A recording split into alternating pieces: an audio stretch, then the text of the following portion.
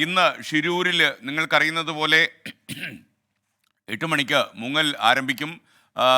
ഒരുപക്ഷേ അർജുനായിട്ടുള്ള തെരച്ചിൽ 8 മണിക്ക് തന്നെ തുടങ്ങുമെന്നാണ് നമുക്ക് അറിയാൻ കഴിയുന്നത്. ഏറ്റവും സന്തോഷകരമായ ഒരു കാര്യം, ഇപ്പോൾ ഗംഗാവാലി പുഴയിൽ ജലനിരപ്പ് താഴ്ന്നിട്ടുണ്ട്, അടിയൊഴുക്ക് കുറഞ്ഞിട്ടുണ്ട്, കാലാവസ്ഥ അനുകൂലമാണ്. മുങ്ങൽ വിദഗ്ധ ഈശ്വർ മാൽപ്പയ്ക്കും സംഘത്തിനുമൊപ്പം നാവികസേനയുടെ മുങ്ങൽ വിദഗ്ധരും NDRF SDRF സംഘങ്ങളും ദൗത്യത്തിൻ്റെ ഭാഗമാകുന്നു. ഇന്ന് ഗംഗാവാലി പുഴയിലെ അടിയൊഴുക്ക് കുറഞ്ഞതാണ് ഏറ്റവും അനുകൂലമായ തെരച്ചിലിനുള്ള ഘടകം. അതേസമയം യഥാർത്ഥത്തിൽ നമ്മളൊരിക്കലും നടക്കാൻ പോകാത്ത ഭാവനാസമ്പന്നമായ പ്രതീക്ഷകൾ വച്ചു പുലർത്തരുത്. കാര്യം നമുക്കിനി ഒരു സാധ്യതയുള്ളത് അർജുൻ എന്ത് സംഭവിച്ചു എന്ന് മനസ്സിലാക്കാൻ കഴിയും. അനാവശ്യമായി സോഷ്യൽ മീഡിയയിലും അല്ലാത്ത സ്ഥലത്തുമൊക്കെ അർജുൻ ജീവനോടെ മടങ്ങി വരും എന്നുള്ള രീതിയിലൊക്കെയുള്ള സൂചനകൾ കൊടുത്ത് ആളുകളെ പ്രതീക്ഷയിൽ കൊണ്ടെത്തിക്കുന്നത് അത്ര ശരിയല്ല എന്നാണ് നമ്മുടെ തോന്നൽ. അതേസമയം അർജുനന് എന്താ സംഭവിച്ചതെന്നറിയാൻ നമുക്കെല്ലാവർക്കും ആഗ്രഹമുണ്ട്, അവകാശമുണ്ട്. ഗംഗാവാലി പുഴയ്ക്കരികിൽ നിന്ന് വിശദാംശങ്ങളുമായി അരുൺ പൂപ്പറമ്പ തത്സമയം ചേരുകയാണ്. Arun, good morning. അരുൺ, യഥാർത്ഥത്തിൽ 8 മണിക്ക് തന്നെ തെരച്ചിൽ ആരംഭിക്കുമെന്നല്ലോ നമുക്ക് കിട്ടുന്ന വിവരം. മറ്റ് വിശദാംശങ്ങൾ എന്താണ്? അവിടെ മഴ പൂർണ്ണമായും മാറി നിൽക്കുന്നു എന്നാണോ മനസ്സിലാക്കേണ്ടത്? SKN അത് തന്നെയാണ് ആദ്യം പറയേണ്ടത്. അനുകൂലമായിട്ടുള്ള കാലാവസ്ഥ അത് ഇന്നലെയും നമ്മൾ കണ്ടതാണ്. ഉച്ചയ്ക്ക് ശേഷമാണ് ഈശ്വർ മാൽപ്പെ ഇവിടെ ഈ ഷിരൂരിലെത്തി ഈ തിരച്ചിൽ നടത്തി ഗംഗാവലി പുഴയിൽ ഇറങ്ങിയുള്ള തിരച്ചിൽ നടത്തിയത്. അനുകൂലമായിട്ടുള്ള കാലാവസ്ഥ ഉണ്ടായിരുന്നു, മഴ പൂർണ്ണമായി മാറി നിൽക്കുന്ന ഒരു സാഹചര്യം ഉണ്ടായിരുന്നു. അതോടൊപ്പം തന്നെ ഗംഗാവലി പുഴയിലെ അടിയൊഴുക്ക് 2 നോട്ട്സിലേക്ക് എത്തി. അത് ഇന്നലെ ഔദ്യോഗികമായി തന്നെ ഇവിടുത്തെ ഉദ്യോഗസ്ഥർ അറിയിച്ചതാണ്. 2 നോട്ട്സിലേക്ക് എത്തി. വളരെ ശാന്തമായാണ് നിലവിൽ ഇപ്പോൾ ഗംഗാവലി പുഴ ഒഴുകുന്നത്. നമുക്ക് ആ ദൃശ്യങ്ങളിൽ കണ്ടാൽ തന്നെ മനസ്സിലാകും. നേരത്തെയുള്ള ദൃശ്യങ്ങളൊക്കെ SK നമ്മൾ കണ്ടതാണ്. അത് പ്രേക്ഷകർക്കും ഗംഗാവലി പുഴയെ സംബന്ധിച്ച് ഇപ്പോൾ നല്ല പരിചിതമാണ്. അവരെ സംബന്ധിച്ച് അവർ കുറേ ദിവസങ്ങളായി ഇത് കാണുന്നതാണ്. ഇപ്പോൾ വളരെ ശാന്തമായി ഗംഗാവലി പുഴ ഒഴുകുകയാണ്. അടിത്തട്ടിൽ വിസിബിലിറ്റിയുടെ ഒരു പ്രശ്നമില്ല എന്ന് ഇന്നലെ ഈശ്വർ മാൽപ്പെ അദ്ദേഹം പുഴയിലിറങ്ങി പരിശോധന നടത്തിയതിന് ശേഷം അദ്ദേഹം പറഞ്ഞിരുന്നു. എന്തുകൊണ്ടും ഡൈവിങ്ങിന് അനുകൂലമായിട്ടുള്ള സാഹചര്യമാണ്. അതോടൊപ്പം തന്നെ ഇന്നലെ അദ്ദേഹം പുഴയിലിറങ്ങി പരിശോധിച്ചതിന് ശേഷം വളരെ നിർണായകമായിട്ടുള്ള ചില കണ്ടെത്തലുകൾ കൂടി, അതായത് അദ്ദേഹത്തിന് ചില കാര്യങ്ങൾ കണ്ടെത്താൻ സാധിച്ചിരുന്നു. അതിലേറ്റവും പ്രധാനപ്പെട്ടത് ഈ ലോറിയുടെ ഒരു പാർട്സ്, അർജുൻ ഓടിച്ചിരുന്ന ലോറിയുടെ ഒരു പാർട്സ് നമുക്ക് കണ്ടെത്താൻ സാധിച്ചു. ഒരു വീൽ ജാക്ക് കണ്ടെത്താൻ സാധിച്ചിരുന്നു. നമ്മളിപ്പോൾ ദൃശ്യങ്ങൾ കാണുന്ന ആ ഒരു മേഖലയിലാണ്, അതായത് പുഴയുടെ ആ ഒരു ഭാഗത്താണ് ഇന്നലെ ഈശ്വർ മാൽപ്പെ പരിശോധിച്ച ഘട്ടത്തിൽ ഇത്തരത്തിൽ വീൽ ജാക്ക് കണ്ടെത്തിയത്. അതായത് നേരത്തെ ഈ ചായക്കട ഉണ്ടായിരുന്ന ആ ഏരിയയിൽ നിന്നും മണ്ണ് പുഴയിലേക്ക് പതിച്ച ഒരു പോയിന്റാണത്. അവിടെയാണ് ഇന്നലെ ഈശ്വർ മാൽപ്പെ പുഴയോട് ചേർന്ന ഭാഗത്താണ് പുഴയിൽ അടിത്തട്ടിൽ പരിശോധന നടത്തിയത്. അവിടെ വെച്ചാണ് ഈ വീൽ ജാക്ക് ഉൾപ്പെടെ കണ്ടെത്താൻ സാധിച്ചിട്ടുള്ളത്.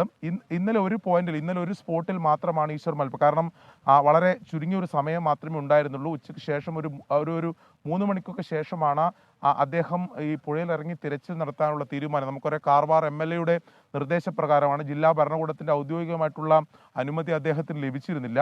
കാർവാർ MLA അത്തരമൊരു നിർദ്ദേശം നൽകി. അദ്ദേഹത്തിന്റെ ഒരു ഓൺ റിസ്കിലാണ് ഈശ്വർ മാൽപ്പെ അത്തരത്തിൽ തെരച്ചിൽ നടത്തിയത്. സമയം വളരെ പരിമിതമായിരുന്നു. അതിനുശേഷം അറിയിച്ചിരുന്നത് ഇന്ന് വിപുലമായിട്ടുള്ള തെരച്ചിൽ ഉണ്ടാകും എന്നതാണ്. ഇന്നലെ ഈശ്വർ മാൽപ്പയുടെ ഒപ്പം അദ്ദേഹത്തിന്റെ തന്നെ മറ്റ് ടീം അംഗങ്ങൾ കുറവായിരുന്നു. 3 സഹായികൾ മാത്രമാണ് ഉണ്ടായിരുന്നത്. ഇന്ന് ഈശ്വർ മാൽപ്പയ്ക്കൊപ്പമുള്ള മാൽപ്പെ സംഘത്തിലെ തന്നെ ഡൈവർമാർ എത്തുന്നുണ്ട്. നേവിയുടെയും NDRFന്റെയും SDRFന്റെയും സംഘാംഗങ്ങൾ ഇന്നിവിടെ എത്തും. അവർ കൂടി ഈ ദൗത്യത്തിന്റെ ഭാഗമാകുമെന്നതാണ് ഇന്നലെ MLA ഉൾപ്പെടെ അറിയിച്ചിട്ടുള്ളത്. അപ്പോൾ സ്വാഭാവികമായും കൂടുതൽ സജ്ജീകരണങ്ങൾ ഉണ്ടാകും. ഇന്നലെ ഈശ്വർ മാൽപ്പയ്ക്ക് സഹായമായി ഇവിടുത്തെ പ്രാദേശിക മത്സ്യത്തൊഴിലാളികളുടെ 2 ബോട്ടുകൾ മാത്രമാണ് ഉണ്ടായിരുന്നത്. പക്ഷേ ഇന്ന് നേവിയുടെ ഉൾപ്പെടെ ബോട്ടുകൾ എത്തിച്ചേരും എന്നതാണ് നമുക്ക് ഇപ്പോഴും ലഭിക്കുന്ന വിവരം. അങ്ങനെയാണെങ്കിൽ ഈ അനുകൂലമായിട്ടുള്ള സാഹചര്യത്തിൽ, അതായത് നിലവിൽ അടിയൊഴുക്ക് കുറഞ്ഞ് മഴ മാറി നിൽക്കുന്ന സാഹചര്യത്തിൽ രാവിലെ തന്നെ വളരെ നേരത്തെ തന്നെ തെരച്ചിൽ ആരംഭിക്കുകയും ഇന്നൊരു പ്രധാനപ്പെട്ട റിസൾട്ട് ഉണ്ടാക്കാൻ സാധിക്കും എന്നൊരു പ്രതീക്ഷയാണ് ഈശ്വർ മാൽപ്പെ ഉൾപ്പെടെ പങ്കുവെക്കുന്നത്. നമുക്കറിയാം, SK നേരത്തെ ഈ ഡ്രോൺ പരിശോധനയിലും അതോടൊപ്പം തന്നെ റഡാർ പരിശോധനയിലൊക്കെ കണ്ടെത്തിയിട്ടുള്ള 4 സ്പോട്ടുകൾ നമുക്കുണ്ട്. ആ 4 സ്പോട്ടുകളിൽ ഈ കരയോട് ചേർന്ന ഭാഗത്തുള്ള സ്പോട്ടിൽ മാത്രമാണ് ഇന്നലെ ഈശ്വർ മാൽപ്പയെ തെരച്ചിൽ നടത്തിയത്. മറ്റു 3 സ്പോട്ടുകൾ കൂടിയുണ്ട്.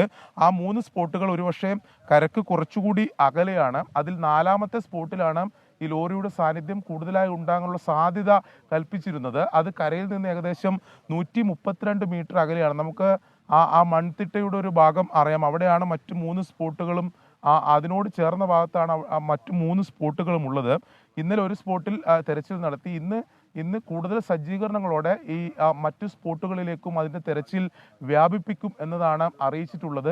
അങ്ങനെയാണെങ്കിൽ ഈശ്വർ മാൽപ്പയ്ക്കൊപ്പം കൂടുതൽ ഡൈവർമാർ കൂടി എത്തുമ്പോൾ അവരുടെ കൂടി സഹായം, അതായത് വിവിധ സ്പോട്ടുകളിലായിട്ടുള്ള തെരച്ചിൽ നടക്കും. ഇന്നലെ ഞാൻ നേരത്തെ സൂചിപ്പിച്ചതുപോലെ തന്നെ 3 പാർട്സുകളാണ് ലഭിച്ചത്. അതായത് നേരത്തെ ഈ മണ്ണിടിച്ചിലിൽ കാണാതായിട്ടുള്ള അല്ലെങ്കിൽ മണ്ണിടിച്ചിലകപ്പെട്ട 2 ടാങ്കർ ലോറിയുടെ പാർട്സുകളും അതോടൊപ്പം തന്നെ അർജുൻ ഓടിച്ച ലോറിയുടെ വീൽ ജാക്ക് ഉൾപ്പെടെയാണ് കണ്ടെത്തിയിട്ടുള്ളത്. ആ വീൽ ജാക്ക് ലോറി ഉടമ മനാഫ് സ്ഥിരീകരിക്കുകയും ചെയ്തിട്ടുണ്ട്. എന്തായാലും ഇന്നത്തെ ദിനം ഏറെ നിർണായകമാണ്. സ്കെയിൻ കാലാവസ്ഥ നിലവിൽ അനുകൂലമായി നിൽക്കുമ്പോൾ നമ്മളെ സംബന്ധിച്ച് വലിയ പ്രതീക്ഷയുണ്ട്. അർജുൻ്റെ കുടുംബം നിലവിൽ ഇപ്പോൾ അവരുടെ ബന്ധുക്കൾ ഉൾപ്പെടെ ഇവിടെ തുടരുന്നുണ്ട്. അവരും വളരെ പ്രതീക്ഷയോടെയാണ് ഇന്നത്തെ ദിനത്തെ കാത്തിരിക്കുന്നത്. 8 മണിക്ക് തന്നെ തെരച്ചിൽ ആരംഭിക്കും എന്നതാണ് ഈശ്വർ മാൽപ്പയും അതോടൊപ്പം തന്നെ ഔദ്യോഗിക മറ്റു ഉദ്യോഗസ്ഥർ ഉൾപ്പെടെ അറിയിച്ചിട്ടുള്ളത്. സ്കെയിൻ ഗംഗാവലി പുഴയ്ക്കരികിൽ നിന്ന് കർണാടകത്തിലെ ഷിരൂരിൽ നിന്ന് നമുക്കൊപ്പം ചേർന്ന അരുൺ പൂപ്പറമ്പയാണ്.